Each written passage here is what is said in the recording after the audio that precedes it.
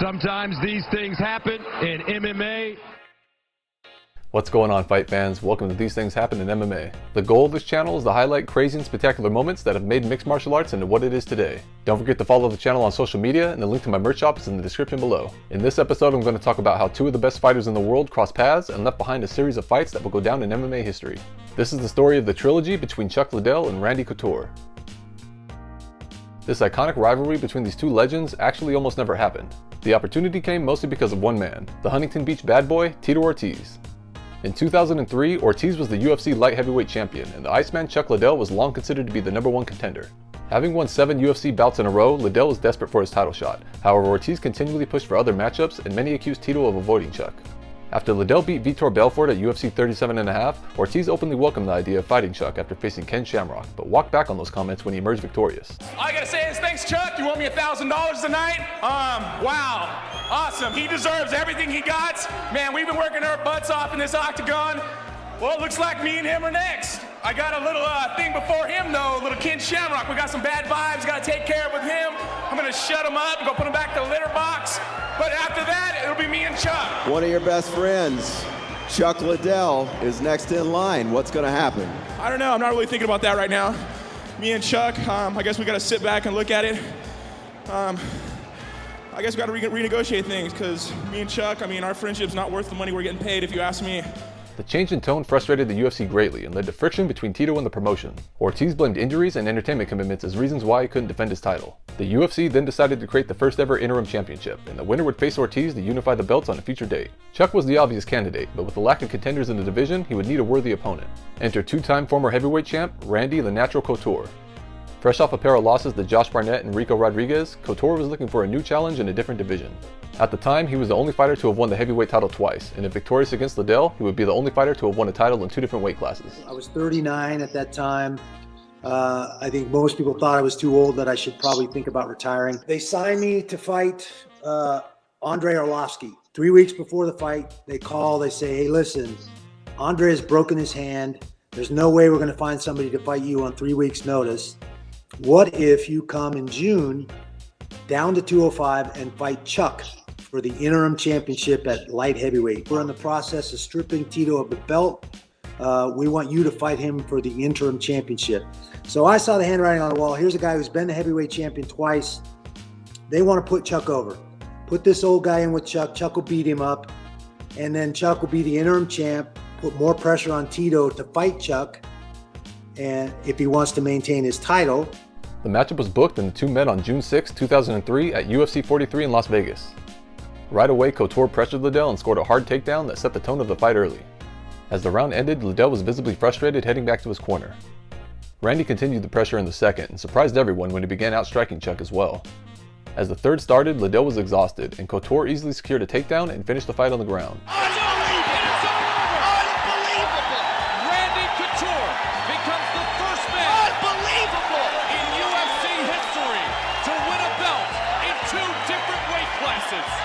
Randy Couture was the new interim champion and effectively stole the long-awaited title shot from Chuck Liddell. After the setback for Chuck, Dana White decided he should enter the 2003 Pride Middleweight Grand Prix. At the time, Pride was a bigger organization than the UFC, and there was a healthy rivalry between the promotions. The hope was that Chuck would dominate Pride Middleweight champion Wanderlei Silva and prove that the UFC had the superior fighter in the process. I plan on finishing by knocking him out. You know, if we're on the ground and a submission shows up, I'll go for it, but I'm looking to knock him out standing up. I'm here to prove that we have the top, 205 pounders in the world, or for you guys light heavyweight or middleweights in the world, are from the UFC. Liddell would win his first round matchup against Alistair Overeem in devastating fashion, but ultimately fall short in the second round to Quentin Rampage Jackson. Meanwhile, Couture managed to successfully unify the light heavyweight championship when he defeated Tito Ortiz by unanimous decision at UFC 44. Randy was now the undisputed champion and was starting to build a nice resume at light heavyweight, though his next bout would be one of the most bizarre title fights in UFC history when he rematched the phenom Vitor Belfort at UFC 46. The contest was called off by doctor stoppage just 49 seconds in, due to a cut on the eyelid of Couture caused by a glancing strike from Belfort. This resulted in Vitor becoming the new light heavyweight champion. However, because of the controversial stoppage, a third fight would be scheduled after Randy was healed. While all this was going down, Liddell vs Ortiz would finally take place at UFC 47, and Chuck proved he was the better fighter by knocking Tito out in the second round. The win was the biggest of Liddell's career and put him in prime position to face the winner of Couture vs Belfort. However, waiting for his title shot meant sitting out longer than Chuck would like, and he instead decided to take a fight against Vernon White on the very same card as the light heavyweight championship. At UFC 49, Liddell got another first round knockout, and Couture was able to recapture the light heavyweight title. With the two fighters emerging victorious, the stage was now set for one of the biggest rematches in company history. Thanks to the success of The Ultimate Fighter, the bout received a lot of attention. The two served as coaches on the very first season, which registered millions of viewers and exposed Liddell and Couture to a whole new audience. Chuck and I got to be coaches on the first season of The Ultimate Fighter, and I think that was really the thing that changed the landscape for all of us. When you get into a few million living rooms on a weekly basis, and people get to see what's behind guys that walk up in a cage and punch each other. You know, the reality show, it was our Trojan horse get a live fight on TV. And then you got a live fight on TV, and then we have the Griffin Bonner fight. Force, you know, where, yeah. I mean, you couldn't ask for a better fight for your first live fight on TV. I mean, in the finale, Forrest Griffin and Stephan Bonner put on a show for the ages, and the momentum from that event carried over into the rematch, which was scheduled for 1 week later. The contest took place on April 16, 2005 at UFC 52 in Las Vegas. When the rematch started, Liddell looked much lighter on his feet than in the first fight, and it was clear that he was much better prepared. After an eye poke caused a pause in the action, Chuck landed a counter that put Randy away just 2 minutes into the contest. At long last, Chuck Liddell finally got his hands on UFC gold and avenged his loss to Couture in the process. The win catapulted Liddell into the mainstream, and at the time, UFC 52 was the highest grossing event ever with a live gate of 2.5 million. When I say UFC 52, your rematch against Randy, what a big moment that was after The Ultimate Fighter Season 1. What comes to mind? What are the memories that come to mind? Well, you know, the first thing I thought of, everyone always asks me, what's your favorite fight? What's your best fight? What's the biggest thing? It always comes back to that's the one. I mean, if I have to pick one, there's so many fights that I enjoy. There's so many great memories, but if there's one that had to be it, I avenged the loss. I finally got the title I was looking for. We just come off a really successful show that we did, and the sport was exploding. So, I mean, it was a very exciting time, and that was. And I got to end it the way I like to end it. In his first title defense, Liddell would rematch Jeremy Horn at UFC 54. Randy followed the path set by Chuck beforehand and opted to take a fight against Mike Van Arsdale on the very same card. Couture would go on to win his fight by Anaconda choke in the third round, while Liddell won his by TKO in the fourth. The pair of victories set up the rubber match, and on February 4th, 2006, the trilogy would conclude at UFC 57 in Las Vegas. The contest started with the filling out process for the first 4 minutes, until Chuck landed a strike that momentarily hurt Randy, leading to a takedown by the natural at the end of the round. Liddell remained patient as the second began, and eventually landed a counter right hand that dropped Couture and ended the fight. It is all over! It is all over! Chuck Liddell! Chuck had just knocked Randy out for a second time and was by far the most popular fighter in North America.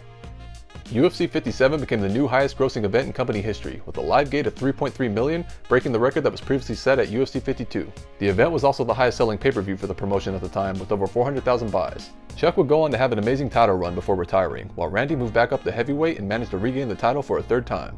Both would be Hall of Famers by the end of their careers, and their fights were a huge part of the UFC's growth early on.